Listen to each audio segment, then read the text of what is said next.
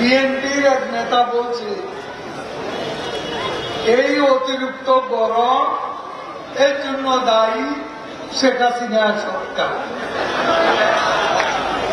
এখন গরম হলে, বেশি বৃষ্টি হলে, বেশি তাপমাত্রা হলে সব দোষ নন্দ ঘোষ আওয়ামী লীগ।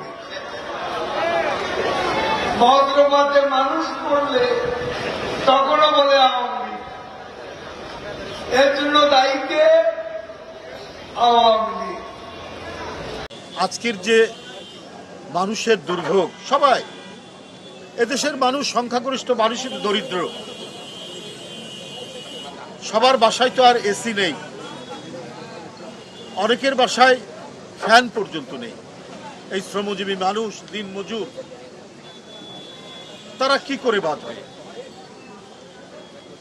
এই যে আজকে এক মাসের মতো যে খরা, যে অগ্নি প্রবাহ, আগুনের মনে হচ্ছে স্রোত বয়ে যাচ্ছে সারা বাংলাদেশে, এগুলোর জন্য পূর্ব প্রস্তুতি থাকা, এইটা এই সরকার কোনোদিনই গণ্য করে না। কোনোদিনই তারা এটা মনে করে না যে আমাদের একটা প্রস্তুতি থাকা দরকার।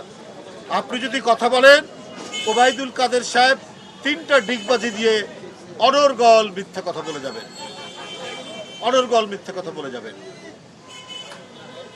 এই যে 1 মাস হয়ে গেল, এখানে এই শ্রমজীবী মানুষকে বাঁচানোর জন্য তো একটা সরকারি পদক্ষেপ থাকতে পারে। তীব্র গরমের মধ্যে মানুষের হিট স্ট্রোক শুধু নানা ধরনের রোগ হতে পারে। আপনার সময়, কাজের সময় আপনার ভিন্ন করা যেতে পারত।